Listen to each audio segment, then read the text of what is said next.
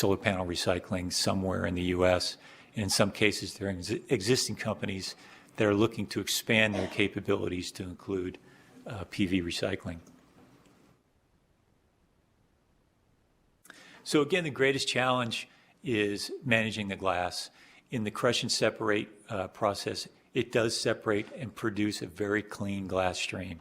And with 80% of the panel being glass, that's quite a bit of glass. Moving glass is very expensive, which hurts the economics of recycling. It means we really need to create glass markets local to where the panels are recycled. Regional markets would work best to have regional collection points for the glass, and then certainly more work needs to be done to find markets and end uses for the glass. I mentioned here in the slide this think positive, pozzolan. This is just one of many projects underway right now where companies are looking to find uses for glass. This particular company has found a process to convert the glass into a chemical additive that's used in the manufacturing of concrete. So for every ton of concrete or every yard of concrete, they use this additive. This glass can be used to replace that additive, and if it was, there would be a massive demand. Just one plant would use 25 to 35,000 tons a year of solar panel glass. So we don't endorse any particular process or approach, but I can say that there are a number of companies out there that are looking at creating new markets for solar panel glass. And I should also mention the association, we strongly support refurbishment and resale of panels into markets. That's becoming a little more challenging given the pricing of new panels. They basically get cheaper and cheaper. So as new panels get cheaper and come with a warranty, it makes the economics of using a used panel a little more challenging. That doesn't mean there aren't strong international markets for used panels, and we continue to look into those markets and see what it takes to open those channels. And there's a number of companies that are looking into that as well. That's just a practice we want to be very careful about, because we certainly don't want to export a waste problem outside of the United States. So a little bit about what we're doing as an organization. We have what we call our partner recycling partner process, where we actually go out and conduct due diligence on companies that claim to do solar panel recycling. Again, it's early, and now is the time to be doing this. We don't want the recycling industry to move in a negative direction. We want to make sure the companies that hold themselves out as solar panel recyclers have a very transparent process and basically do it right. So we've engaged in this audit process where we do a physical site audit of recycling companies. We do a regulatory compliance review. We confirm that they have adequate insurance in place. We also do a mass balance review where we look at where their materials go and better understand the downstream markets for these materials. And the last note on that slide says sham recycling is real. Sham recycling happens in all industries and all materials. Because it's so early in the process, we're going to make sure that we have a very strong infrastructure to manage these panels as they come out of the waste shed. As an association, we're also very involved in policy development. We've got some ideas on how to ensure that in the future we have a strong infrastructure that's very compliant. So we're working with states any chance we get to help them with policy development and help policy moving in the right direction. So a little more specifically about our recycling partner program. We currently have 10 companies that have gone through our process. I've personally visited every site to assess their process, and we now have some new people on board that will assist us in doing that. So we have 10 currently. I fully expect another 10 by the end of 2024, which will give us 20 across the country, which is a great start. Again, given the number of companies that have reached out to me, we could be auditing a company a week here in the U.S., but we want this to move slowly and at a very measured pace. Those 10 recyclers gives us a current capacity of a little over 10 million panels per year, which I can say all 10 of our recycling partners are nowhere near their capacity. They still have a long way to go to get the capacity. Our organization is an approved ANSI standards developer. So this year we're developing a recycling standard that will have a recycler certification program associated with it. And we're also developing a decommissioning standard to provide guidance to projects that are entering into either decommissioning planning or actually getting to a decommissioning stage in the process. We'll continue our recycler certification. Also point out some of our recycling partners are located in Arizona and Texas, so somewhat local to Nevada, but we are talking to 2 recyclers here in Nevada that we hope to add to the program by, I would say, by August, September timeframe. So we're pretty excited about that. Also, we're encouraging manufacturers to offer take-back programs. If you're familiar with First Solar, their headquarters is in Phoenix, Arizona. They have a take-back program where they produce thin film panels. With their program, they'll take those panels back at end of life and recycle those panels and reuse the material in their manufacturing process. So I expect to see more manufacturers buy into that, and certainly will help them with development of that type of program. So the last slide is really a little bit about our national policy framework that we support. We don't support extended producer responsibility because we don't think it's the right fit for a solar panel. Solar panels are designed to last 30 years. Certainly extended producer responsibility works great for short-term products, plastic containers, even mattresses. But for industrial equipment that lasts 30 years, maybe 40 years, it doesn't make a lot of sense to us. We think a better place for that work is in the decommissioning plan and decommissioning fund, which also gives local permitting authority the ability to prescribe some recycling steps to make sure their interests are protected. So we think that's a better place for that. It would also allow them, to a certain extent, to require reuse of those panels for panels that may be coming out of a project due to a repowering, panels that still have some usable life. For the customer-owned solar, we look at the owner as having some responsibility of end of life in working on providing a drop-off site infrastructure that could be included in a maintenance contract. But to the extent possible, we want to use existing recycling resources and infrastructure for those smaller quantities. So there are municipalities have recycling centers. There are electronics recyclers and scrap metal recyclers in communities throughout the U.S. We think it's a better fit to help those locations become tooled up and better equipped to manage smaller quantities of solar panels.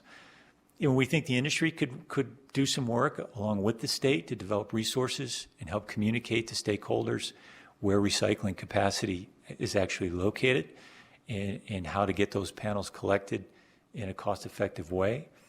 But we also think any recycling requirements from a policy perspective should be forward-looking and phased in and really account for existing contractual arrangements and industry practices like decommissioning planning and decommissioning funding.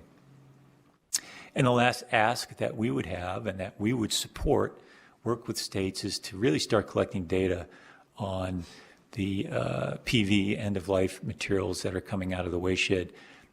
I have many conversations with municipalities across the U.S. They have very little data. It's more anecdotal. I'll hear from municipal collections locations that'll say, well, we get 1 or 2 panels here or there, but we really don't know what's coming in our trucks going to tipping floors or landfills. We really think it's a good time now that it's early in the industry. It's a good time to start collecting data and understanding better what those floors look like. So that being said, I'm happy to take whatever questions you have. All right, thank you. We do have a couple of questions. I'll start with Senator Buck. Thank you, Chair Harris. I was wondering, do we have any manufacturing facilities in Nevada? Anyone who manufactures solar panels? I don't believe there is a manufacturer in Nevada. Okay. Just one quick second, Senator Buck. Sorry. Please state your name when you answer the questions for our secretary. Oh, sorry. Sure. For the record, Robert Nicholson, I don't believe there's a manufacturer in Nevada. Okay. Also, where do they come from then? Where are the big producers of solar panels in the Southwest here? For the record, Robert Nicholson, there's a panel manufacturer in the Pacific Northwest. There is a manufacturer in Arizona, First Solar. And then there are a number of foreign manufacturers that import panels into the U.S. As well. Thank you. Okay, we'll go now to Vice Chair Watts. Thank you very much, Chair. Thank you, Mr. Nicholson, for the presentation. I found it very informative. I appreciate not only understanding a little bit more about the process, the materials, and some of the challenges with those waste streams and making sure that they aren't just processed but actually can get repurposed and reused, as well as thinking about some of the different sectors that we have to deal with, from the utility scale to the large companies that still retain control of those panels through leases or PPAs, down to individually customer-owned rooftop panels. So I just wanted to say I appreciate the information. I would ask that you please work to send us an update once those Nevada recyclers go through or through your process. We'd love to just be made aware of that. I've heard from a few folks who are interested in pursuing that here, and I think it would be beneficial for all of us to know about those companies that are poised to be a part of this particular industry here in the state, and look forward to continuing conversations. I think this would be something for us to look into and be on the leading edge of policy as well, to try and make sure that before that large influx of panels comes in from bigger projects that are decommissioning or swapping out panels, that we have some policy in place just to ensure that we're minimizing their entry into landfills and figuring out how we can work on some of that data collection as well. So I look forward to continuing that conversation. Thank you. Will do. All right, committee members, do we have any additional questions?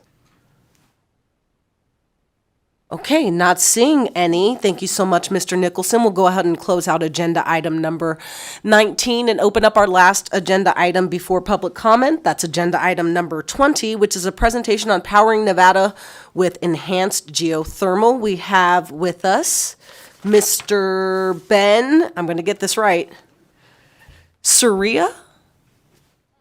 No! We'll take it. It's close enough.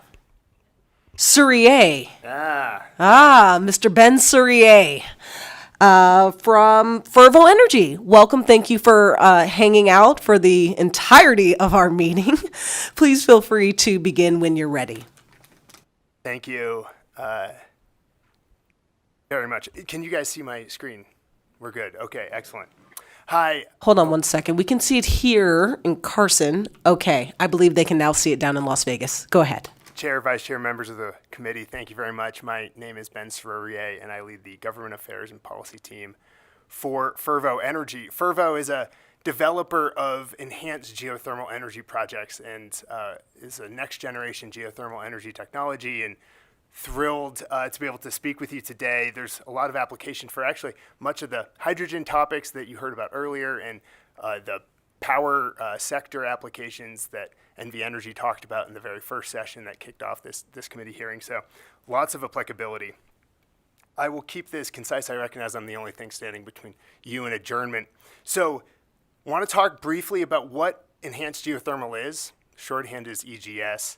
I want to talk about why this is different than the conventional geothermal resources that you know and have been about and have been so successful in Nevada historically.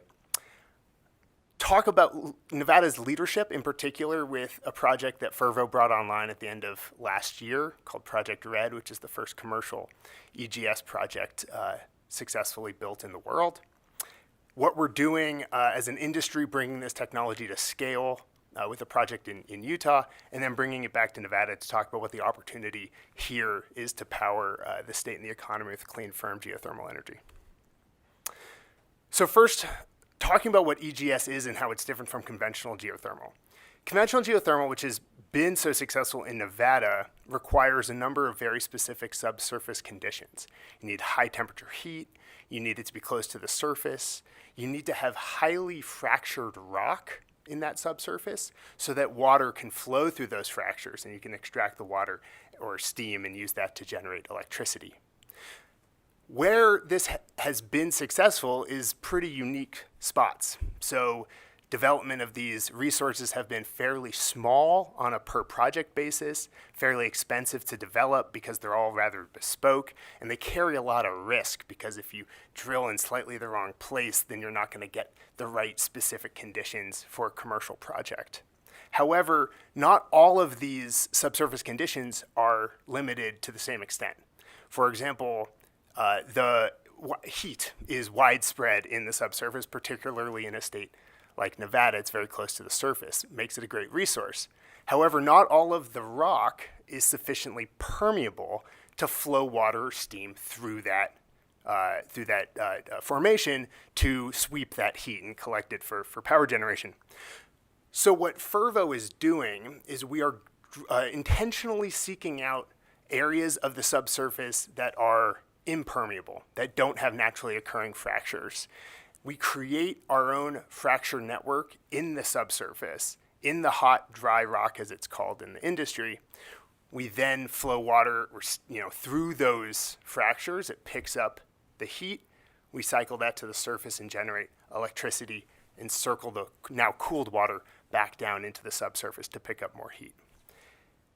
This is a technology that's really been on the mind of the geothermal industry since like the 70s, I think was the first time it was really tried in New Mexico. But it has only been because of technology advancements spearheaded by the oil and gas industry that have unlocked the shale boom that have opened up the low-cost drilling, the fiber optic sensing, and the subsurface reservoir engineering approaches that now make it commercially viable to basically create our own geothermal energy reservoir anywhere. There's a lot of text on this slide, and I'll let you peruse it at your leisure. The key message to deliver here is that EGS represents a step change in all areas of geothermal energy production. It opens up orders of magnitude more commercially viable resource potential, and it opens up projects that are much larger in their scale and with much more attractive economics. There's a number of reasons for that I'll touch on in some of these later slides, but it really is the next generation of geothermal. We're talking about projects that are 10 times larger than the ones that are operating today and enjoy declining costs as they deploy and at that scale. The boom in EGS really kicked off with the commercial operation of Project Red, which was Fervo's commercial scale pilot project in northern Nevada, right near Winnemucca. We partnered with Google in a currently operating project, a conventional geothermal project in northwest Nevada a couple years ago to basically test out this idea. So the idea was drill horizontally about 8,000, 10,000 feet deep, and then go horizontally another couple thousand feet. So you create basically a big L in the subsurface. Inject high pressure water and sand into that rock formation in a really targeted way to create planar fractures that extend through the heat formation. Then connect those fractures with another paired horizontal well.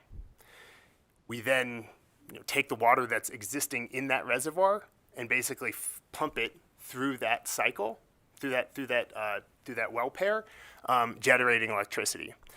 Our project came online at the end of last year. We connected it to the existing hydrothermal project that was operating at that site.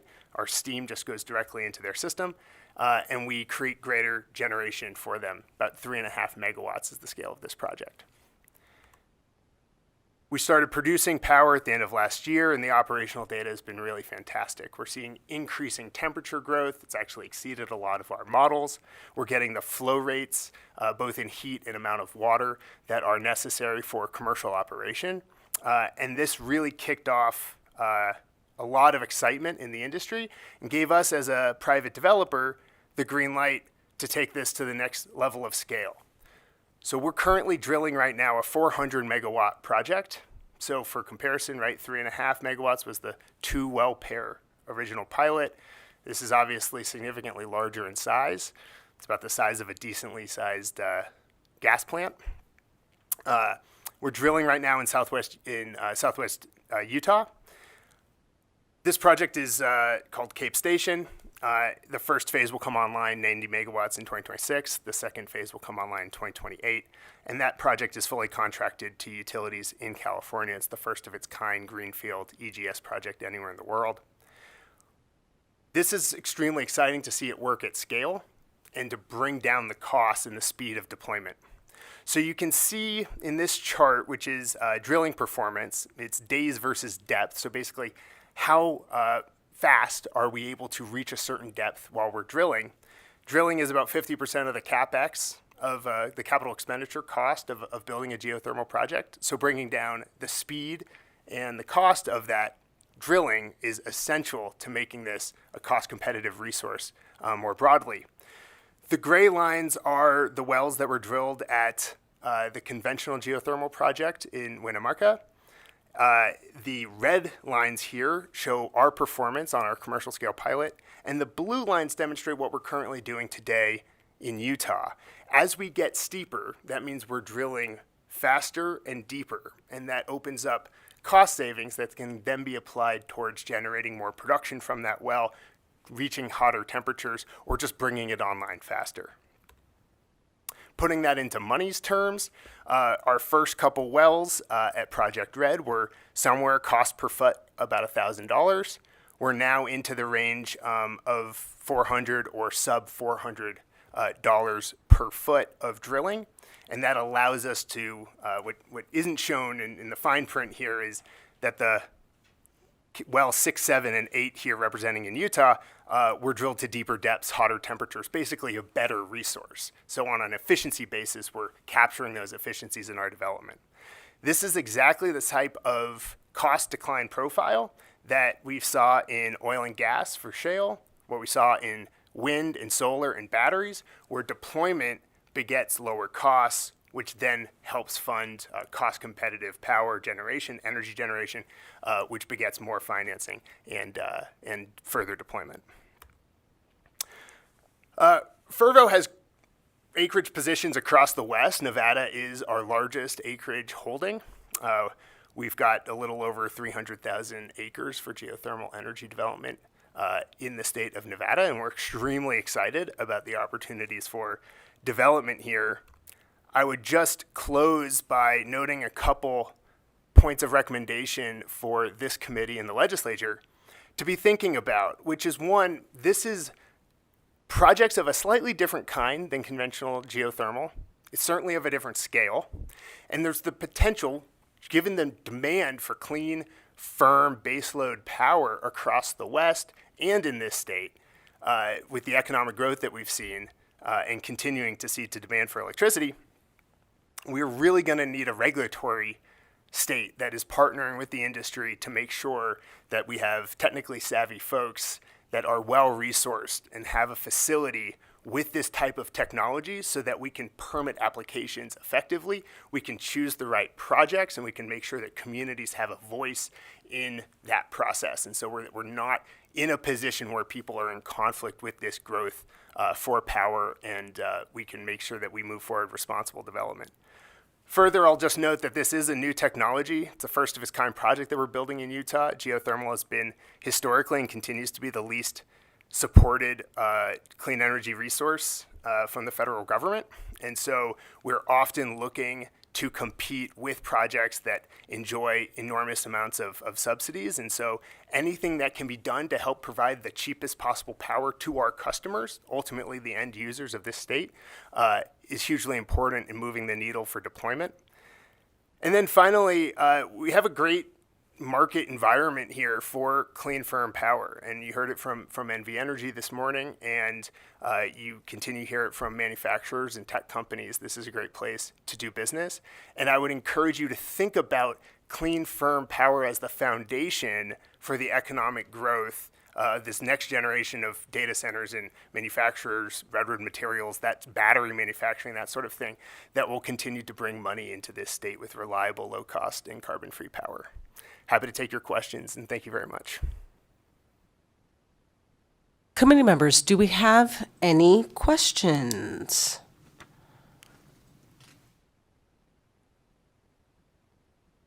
I have one, Chair. All right, Vice Chair Watts. Thank you. Thank you very much for the presentation.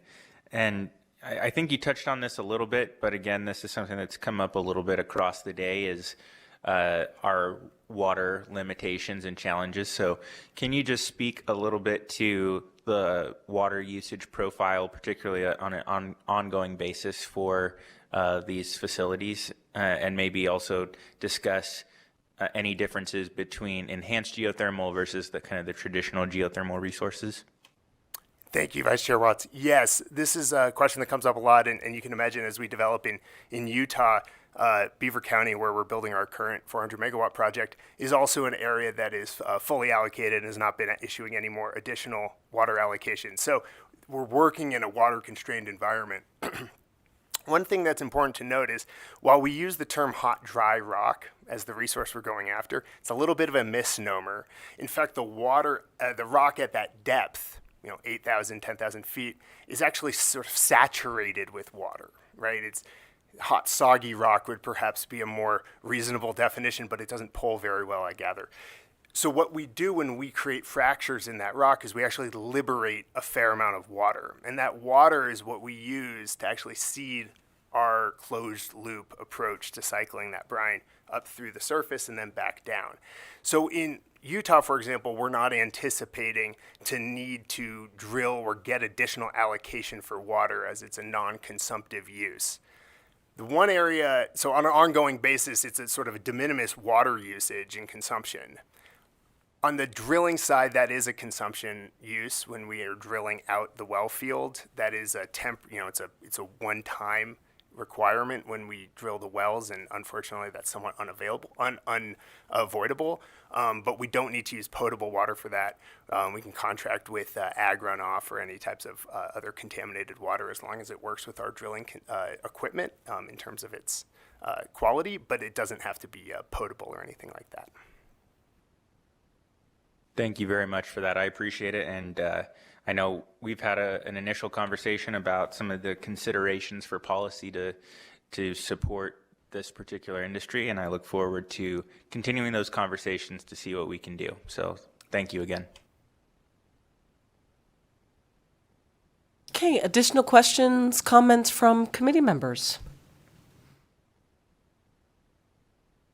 All right, not seeing any. Thank you so much for sticking with us. We appreciate it. Have a great day. Thank you very much. Thanks. We'll close out agenda item number 20 and roll right into our last item, which is another series of public comment. Public comment will be limited to 2 minutes per speaker. You can provide comment either here in Carson City or Las Vegas or via phone at the phone number that's posted on the top of the agenda. We'll start here in Carson City. Thank you, Chair Harris and Interim Committee on Growth and Infrastructure. My name is Olivia Tanager. I'm the new Executive Director of the Sierra Club Toyabe Chapter. The Toyabe Chapter believes that we all have the right to a livable planet and that our kids and our kids' kids deserve the best shot we can give them at addressing the climate crisis. The best time to have done that would have been 50 years ago, but the second best time is right now. And that's why I'm so frustrated that NV Energy is proposing new gas peaking power plants. Our chapter celebrated the conversion of the Reed Gardner coal plant to a battery storage station and have been hoping for a similar outcome for the Valmy coal plant, once one of the dirtiest coal plants in the country. Now, NV Energy is proposing that site have an increased reliance on fossil gas. NV Energy is choosing to take a huge step backwards and using fossil gas to meet increased energy demand instead of a clean alternative. You heard today that economic profit is the main driver behind that decision, not the health and safety of Nevadans. And this conversation around the IRP is happening at the same time communities in northern Nevada are worried about a basic service charge increase from $16 to $44 a month, which would disincentivize energy efficiency and make our basic service charge among the highest in the country. It would also put an undue burden on solar owners, requiring folks to pay almost $50 a month to NV Energy on top of their solar payments, even if they generate all of their own electricity. NV Energy's profit cannot come at the expense of low-income ratepayers and community members who are already vulnerable to our rapidly warming climate here in Nevada. Reno's the fastest warming city in the country, and Las Vegas is the second. Nevada is also facing an incredibly severe affordable housing crisis. Nevadans know firsthand that we cannot continue to rely on fossil fuels to meet our energy needs, and we cannot continue to force rate hikes on low-income members who are already struggling to make ends meet. I ask that you do everything in your power to hold NV Energy accountable and put people over corporate profits. Thank you. Anyone else here in Carson City? No? Anyone in Las Vegas to give public comment? Yes, hello. Go ahead and begin when you're ready. Go ahead, please remember to state your name. Thank you. Tony Simmons for the record. The comments by the Sierra Club were interesting because it highlights a serious a serious misunderstanding about the true cost of providing voltage control to solar customers. That has been the big flaw in the design in Nevada, is the fact that voltage control service in 1997 was 87% of the customer's annual bill. In 1997, when solar first began, an optimally sized system could save a customer 17%, and a $7,000 investment would have a simple payback of 240 years. Rooftop solar has always been incorrect. The rate design for rooftop solar has always been incorrect. It's been before the commission several times.